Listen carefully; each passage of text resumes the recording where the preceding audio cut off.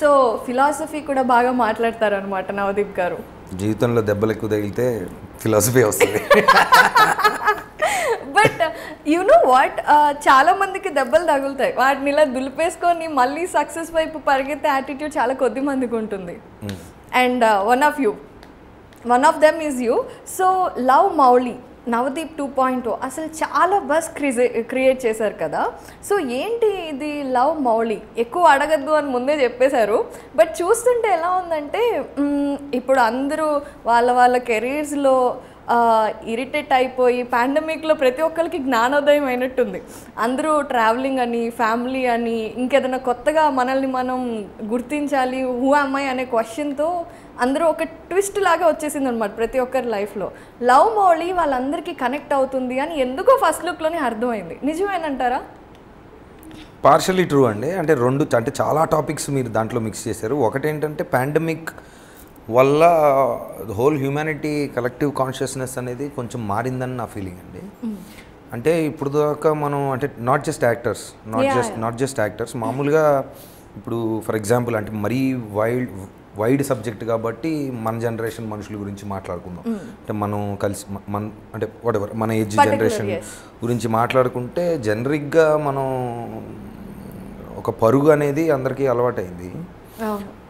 లెగిసి మనం ఇది చేయాలి, లెగిసి అది చేయాలి, అది సాధించాలి, ఇంటి బయటికి వెళ్ళి సాధించాలి, మనం అది చేయాలి ఇది చేయాలని పరిగెడుతూ ఉన్నాం.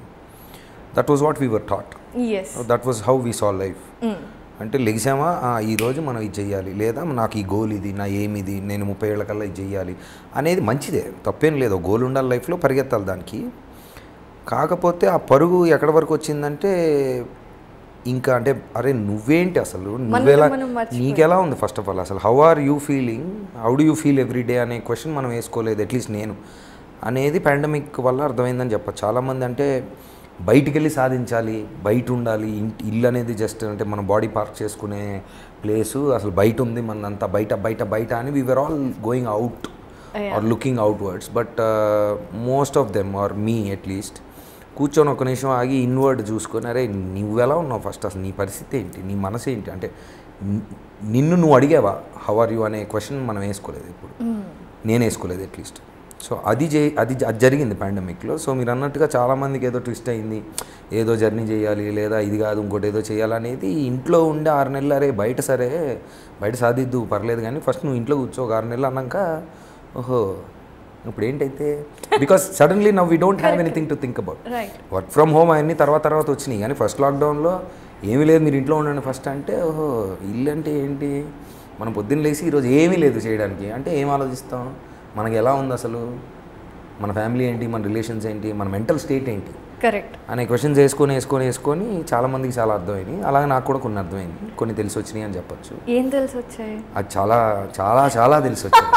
సింపుల్ అండి, the beginning of that whatever let's call it realization or కొన్ని కొత్త ఏవో తెలుసుకున్నాం అనుకుంటే the beginning of that is waking up and asking yourself how do you feel today.